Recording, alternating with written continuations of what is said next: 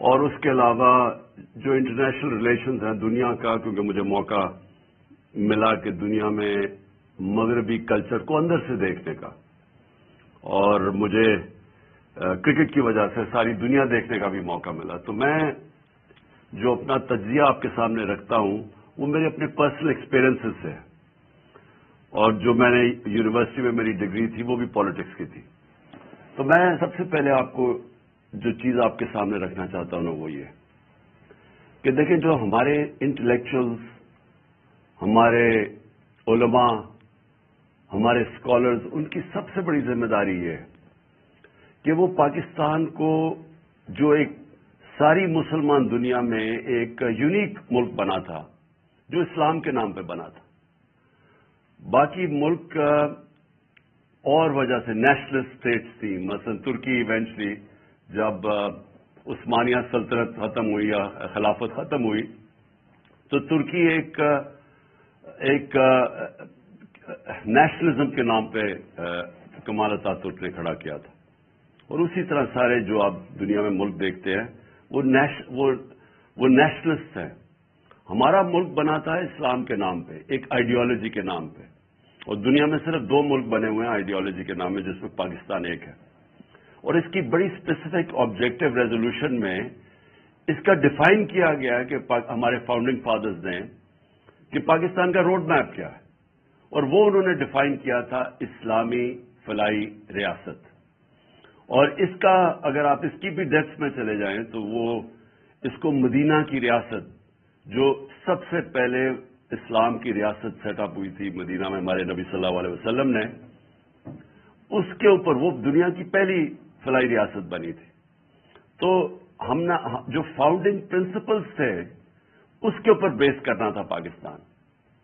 تو یہ بڑا امپورٹنٹ ہے آپ کے لیے کہ اسکالرز کے لیے کہ یہ آپ کا کام ہے کہ اس کو عوام تک لے کے جائیں کہ وہ ریاست کیا تھی، کیا بننا تھا اور بن کیا گئے، اور پھر دنیا سے کمپیئر کریں کہ دنیا کون سے ملک آگے نکل گئے ہیں، کون سے ملک پیچھے رہ گئے ہیں، کن کو ڈیولپنگ ورلڈ کہتے ہیں اور کن کو فرسٹ ورلڈ کہتے ہیں، وہ کون سے ملک ہیں جدھر ہمارے لوگ ترستے ہیں، فراڈلنٹ ویزاز لیتے ہیں، انلیگل امیگرینٹس بن کے باہر جاتے ہیں ان ملکوں میں۔ مسلمان ملکوں سے آپ دیکھتے ہیں کہ کشتیوں میں بیچارے جا رہے ہوتے ہیں یورپ میں اور ڈوبتے ہیں اور مر جاتے ہیں، اور صرف اس لیے کہ وہ بھاگنا چاہتے ہیں ہمارے ملک سے ان ممالک جو مسلمان ملک نہیں ہیں۔ تو وہ کیا وجوہات ہے؟ تو میرا جو سب سے پہلے میں شروع کرتا ہوں کہ دیکھیں، اسلام کے اندر ہمارا رب العالمین ہے، سب انسانوں کا خدا ہے، رب المسلمین نہیں ہے۔ ہمارے نبی صلی اللہ علیہ وسلم رحمت للعالمین ہے، سب انسانوں کے لیے وہ رحمت بن کے آئے تھے۔ تو یہ سب سے پہلے یہ یاد رکھیں کہ جب جو بھی انسانی معاشرہ ان کے اصولوں کے اوپر، ان کے بتائے ہوئے اصولوں پہ جو بھی انسانی معاشرہ چلے گا وہ اوپر چلا جائے گا۔ وہ ضروری نہیں ہے کہ وہ مسلمان ہو، وہ انسان ہو۔ تو آج آپ جب کانٹرڈکشن دیکھتے ہیں کہ کیا وجہ ہے کہ ہمارے سے پہلے یورپ اوپر گیا، آج امریکہ اوپر ہے، چین اوپر جا رہا ہے، لیکن مسلمان تو نہیں ہے یہ۔ اگر آپ اس کی ڈیپتھ میں جائیں گے تو یہ ان اصولوں پہ چل رہے ہیں جو میرے نبی صلی اللہ علیہ وسلم نے مدینہ کے ریاست پہ سیٹ کیے تھے، جو اصول۔ تو ان کے میں مین چیزیں آپ کو بتا دیتا ہوں۔ ڈیپتھ میں تو اسکالرز کا کام ہے جانا اور لوگوں کو ان ڈیپتھ میں بتانا کہ کیسے، کیوں اللہ ہمیں حکم دیتا ہے کہ اس نبی صلی اللہ علیہ وسلم کی سنت پہ چلو، ان کی شریعہ پہ چلو۔ تو وہ تو ہماری بہتری کے لیے اللہ کہتا ہے نا، قرآن تو ہمارے لیے گائیڈنس ہے۔ تو جب اللہ ہمیں حکم دیتا ہے تو وہ کسی وجہ سے دیتا ہے، کیونکہ وہ جو انہوں نے اسٹیٹ سیٹ اپ کی تھی وہ اس اسٹیٹ کے اندر دنیا کے تاریخ کا سب سے بڑا انقلاب آیا تھا۔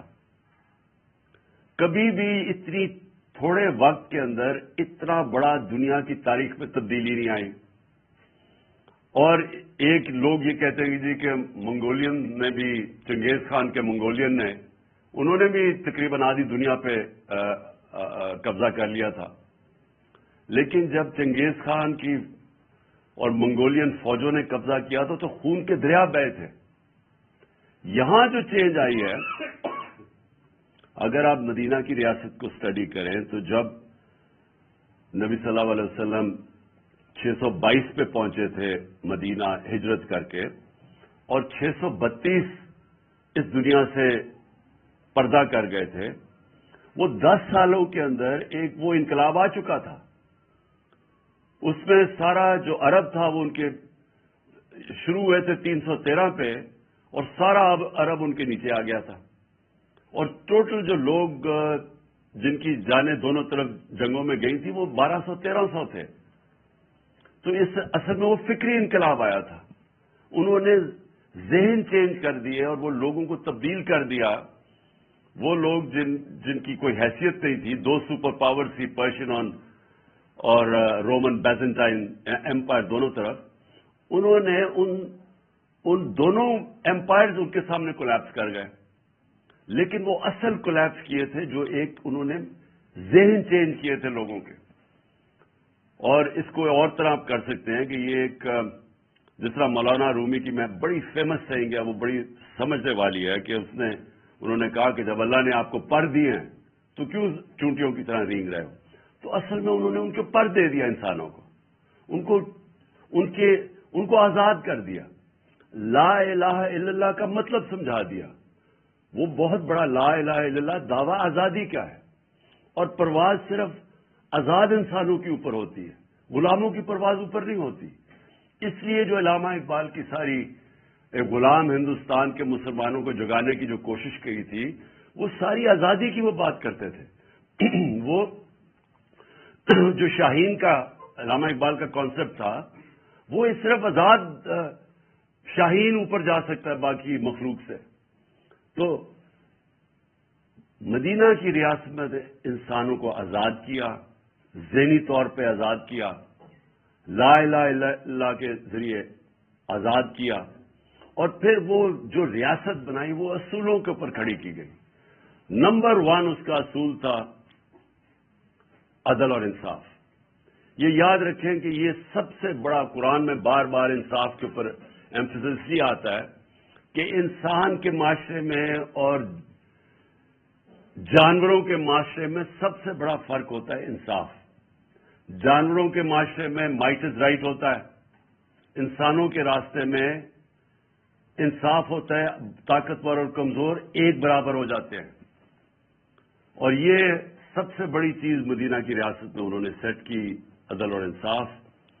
حضرت ابو بکر جب خلیفہ بنے، ان کا پہلا مشن سٹیٹمنٹ تھی کہ میں طاقتور اور کمزور کو ایک برابر کروں گا قانون کے سامنے.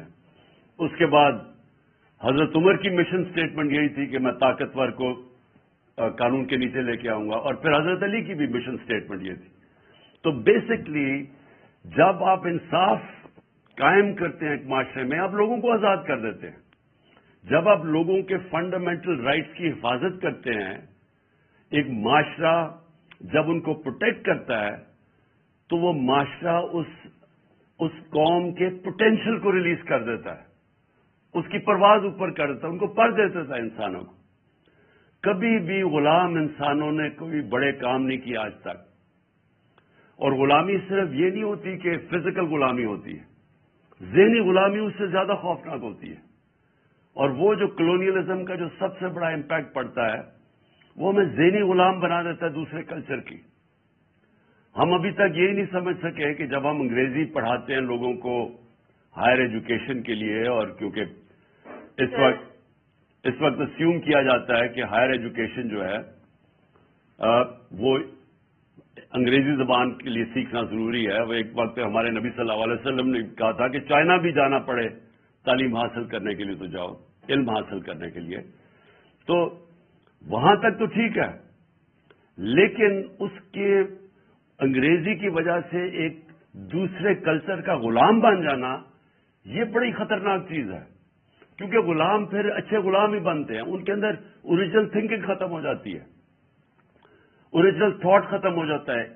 انوویشن، انوینشنز جس کی وجہ سے معاشرے آگے بڑھتے ہیں وہ ختم ہو جاتے ہیں، کیونکہ وہ بس صرف باہر سے نالج کو اڈاپٹ ہی کرتے رہتے ہیں، وہ اپنی پھر نالج پروڈیوس نہیں کرتے.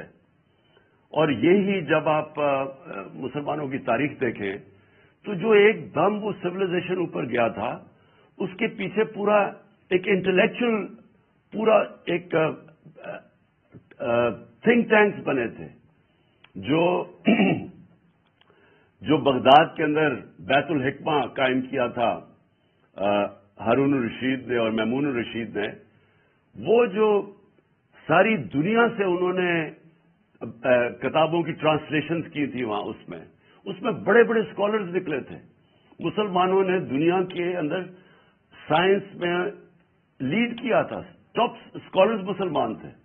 اس کی وجہ تھی کہ ان کی باقاعدہ ایک علم سیکھنے کو انہوں نے ایک سیکرڈ ڈیوٹی بنا دیا کہ آپ اگر عبادت کا درجہ دے دیا تعلیم کی حاصل کرنے کا.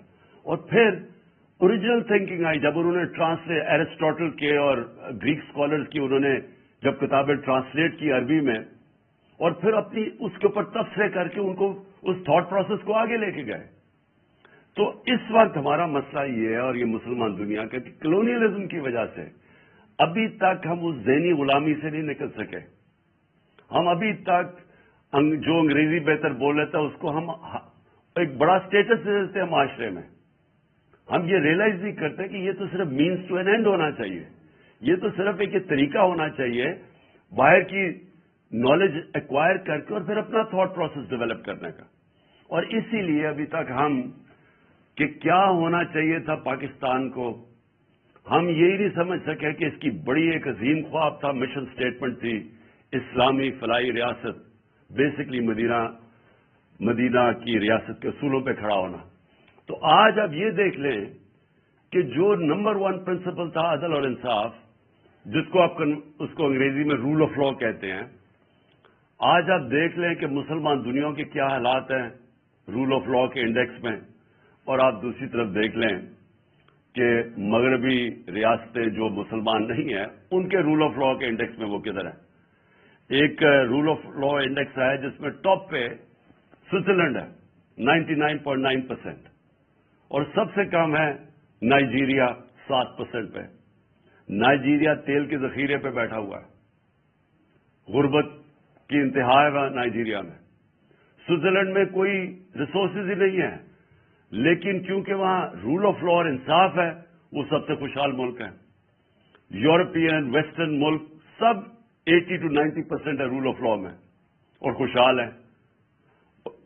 اور مسلمان دنیا شاید ہی کوئی مسلمان ملک 20% سے اوپر ہے. اور پاکستان کا حال آپ کے سامنے ہے. یہ جو اب سب کچھ ہو رہا ہے پاکستان میں، یہ جو تماشے ہو رہے ہیں، لوگوں کو پکڑ پکڑ جیلوں میں ڈالنا، کوئی فنڈامنٹل رائٹس کی کوئی حفاظت نہیں کر سکتا. طاقتور جو مرضی کر لے پاکستان میں، وہ چوری کر کے NRO لے لیں. قبضہ گروپ پھر رہے ہیں پاکستان میں. قبضہ گروپ کون ہوتا ہے؟ جو طاقتور کمزور کی زمین پہ قبضہ کرتا ہے. تو یہاں تو اس کمزور کی حفاظت کرنے کے لیے معاشرے کے اندر جو ہونا چاہیے تھا، پروٹیکٹ کرنا چاہیے تھا عوام کے اور لوگوں کے رائٹس کو، وہ ہے ہی نہیں. کبھی آپ نے سنا یورپ کے اندر کبھی کوئی قبضہ گروپ ہے؟ کبھی سوچا ہے کہ کسی یہ جو پاکستانی کبھی پوچھے ان سے کبھی کسی کی زمین پہ قبضہ ہوا یا گھر پہ قبضہ ہوا؟ کبھی آپ نے سنا ہے وہاں کے ملک کے طاقتور لوگ جو ملک کی ریسورسز کو چوری کرتے ہیں، جس کو کرپشن کہتے ہیں؟ کرپشن ہوتا ہے جو آپ قوم کے پیسے کو چوری کرتے ہیں، اور جو چوری ہمارے وہ انڈیویجول اس کو چوری کہتے ہیں، ڈاکہ کہتے ہیں. لیکن کرپشن وہ ہوتی ہے جو قوم کے وسائل کو چوری کرتے ہیں. کبھی آپ نے سنا ہے کسی مغربی ملک کے اندر کہ بڑے بڑے چوروں کو NRO دیا ہو؟ اور اسی لیے نبی صلی اللہ علیہ وسلم نے 1500 سال پہلے کہا تھا کہ تمہارے سے پہلے بڑی قومیں تباہ ہوئی. جو طاقتور جب چوری کرتا تھا تو اس کو نہیں پکڑتے تھے، کمزوروں کو صرف سزا دیتے تھے. تو یہ آج اب مغرب میں آپ کو نہیں نظر آئے گا. بس سب سے زیادہ زور ہوتا ہے بڑے چوروں کو پکڑنا. سنگاپور جو آج سب سے بڑا سکسیسفل ماڈل سمجھا جاتا ہے، ہمارے ساتھ سنگاپور کی پر کیپٹا انکم تھی 50 55 60 سال پہلے. ہمارے اور ان کی پر کیپٹا تقریباً ایک ہی برابر تھی. میرا $150-200 ایسے کچھ تھا. آج سنگاپور کی پر کیپٹا $60,000 ہے، اور پاکستان کی پر کیپٹا ان کا مجھے بڑے افسوس سے کہنا پڑتا ہے پتہ نہیں 2000 بھی پہنچی ہے یا نہیں، کیونکہ اب جب روپیہ گرتا تو وہ نیچے آ جاتی ہے پر کیپٹا، اور اب 100 روپیہ گرا ہے پچھلے 8-9 مہینے میں 100 روپیہ ڈالر میں گر چکا ہے، تو سوچے کہ پر کیپٹا اور نیچے آ گئی ہے ڈالر ٹرمز کے اندر. تو سنگاپور کی $60,000 پر کیپٹا ہے. تو سنگاپور نے کرپشن کے اوپر آتے ساتھ ہی ہاتھ ڈالا. کیسے؟ قانون رول آف لا اسٹیبلش کر کے.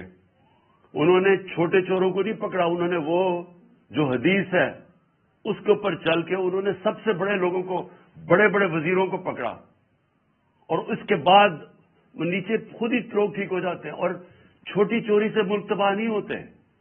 جو بڑے بڑے وزیر اعظم، منسٹرز، جب آپ کے صاحب اقتدار، صاحب حیثیت جب وہ چوری کرتے ہیں تب ملک ختم ہوتا ہے.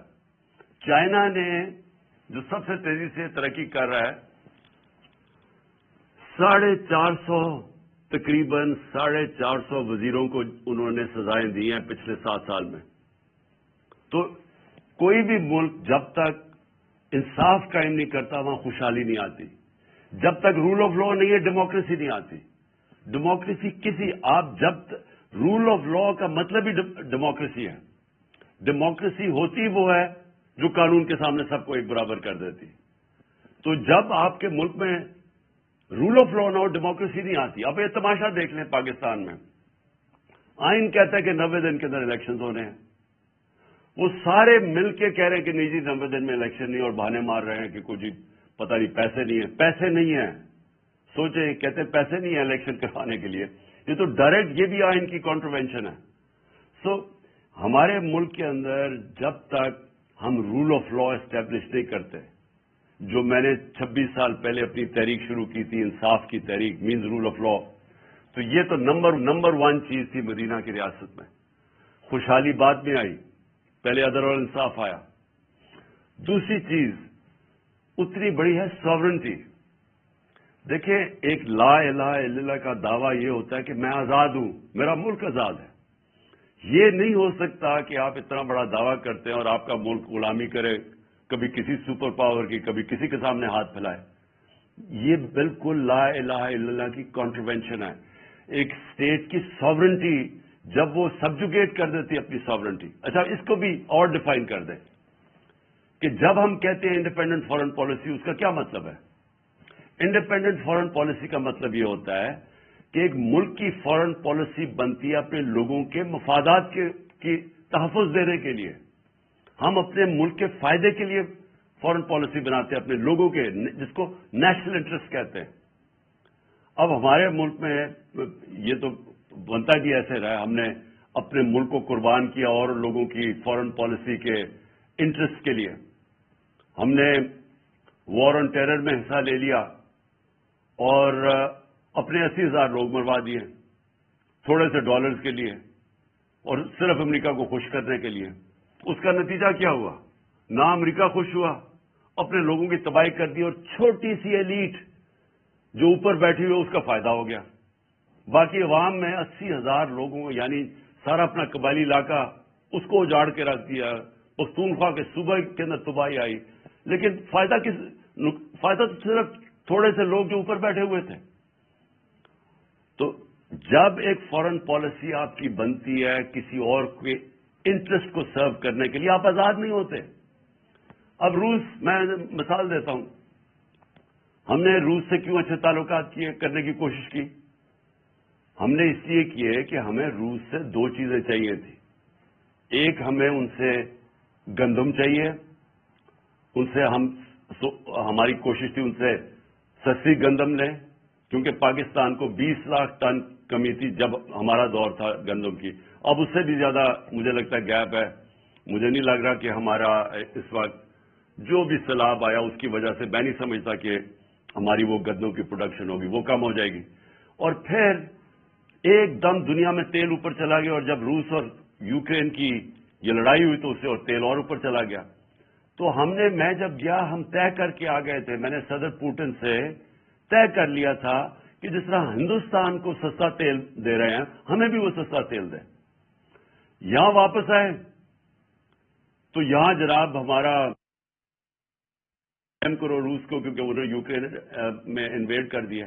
ہم نے ان کو سمجھا, اس کو میں نے بتایا کہ ہندوستان تو نہیں کنڈیم کر رہا, امریکہ کا وہ اسٹریٹجک ایلائی ہے, کوڈ کا ممبر ہے, وہ تو نہیں کنڈیم کر رہا, تو ہمیں نیوٹرل رہنا چاہیے جو ہندوستان رہ رہا.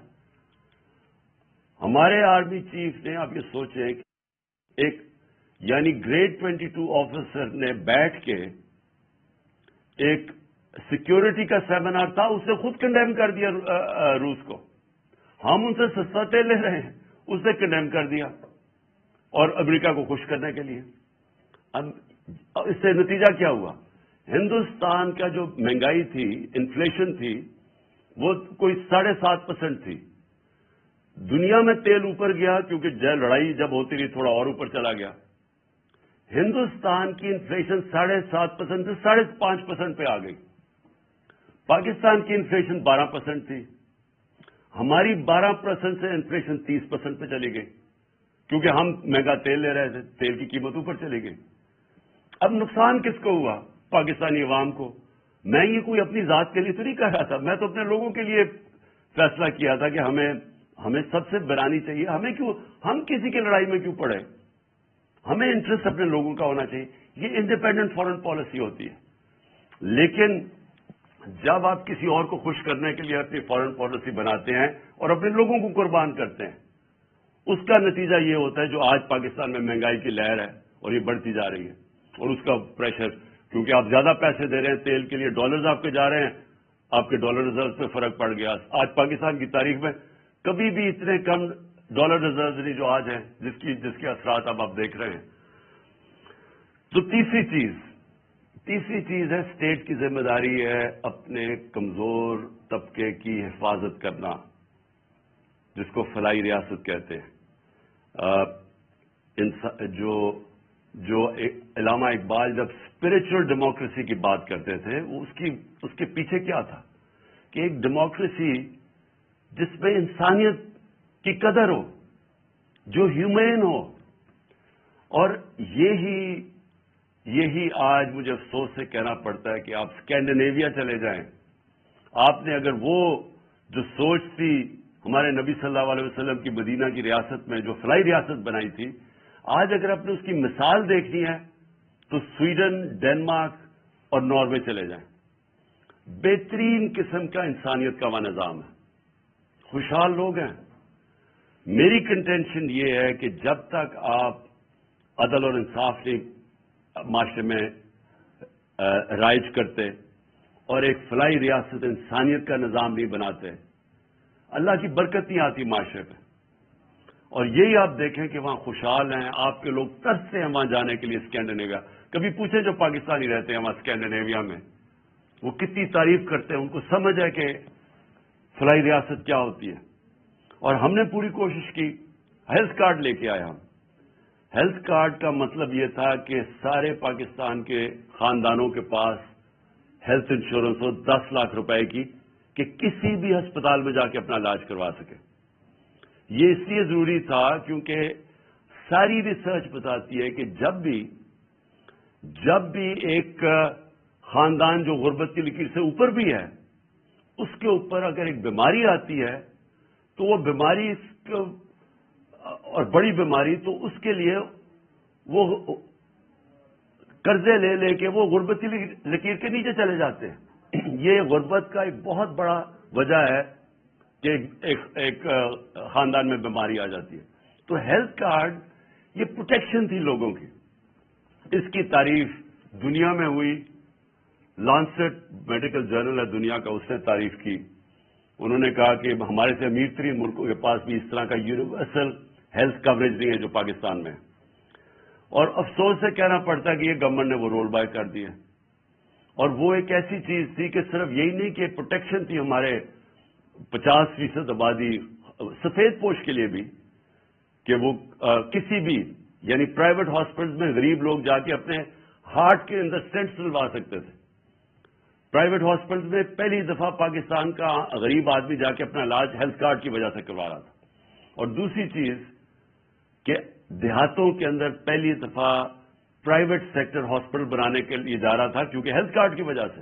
اب وہ سب کچھ رک گیا. ہمارا جو احساس پروگرام تھا وہ دنیا نے اکنالج کیا. اسٹینفورڈ یونیورسٹی نے اپنی رپورٹ کی احساس پہ اور انہوں نے کہا کہ یہ پاکستان کے اندر ہیلتھ اور ایجوکیشن کے اوپر یہ جو پیسہ خرچ کر رہے ہیں اور اس کی وجہ سے فلاحی ریاست کی طرف پاکستان جا رہا ہے. تو جو بھی ملکوں کے اندر ظلم ہوتا ہے, جو قدر نہیں کرتے اپنے کمزور طبقے کے, جدھر غریب اور امیر میں فاصلے بڑھتے جاتے ہیں, جدھر غریب کی بنیادی ضروریات پوری نہیں کرتا ایک معاشرہ, میری یہ ایمان ہے کہ ان کے اوپر اللہ کی برکت نہیں آتی. ہمیں یہ کہا جاتا ہے کہ جی پہلا پیسہ آئے گا, پہلے قوم کے اندر پیسہ آئے گا اور پھر ہم اس قوم کے اندر فلاحی ریاست لے کے آئیں گے. میں یہ سمجھتا ہوں کہ یہ بالکل غلط ہے. پہلے آپ فلاحی ریاست لیتے ہیں, عدل اور انصاف قائم کرتے ہیں, پھر قوم میں خوشحالی آتی ہے, جو کہ مدینہ کی ریاست میں ہوا تھا. شروع میں تو بڑے مشکل حالات تھے مسلمانوں کے, لیکن انہوں نے آتے ساتھ ہی فلاحی ریاست اور انہوں نے عدل اور انصاف قائم کیا. اس کے بعد خوشحالی آئی.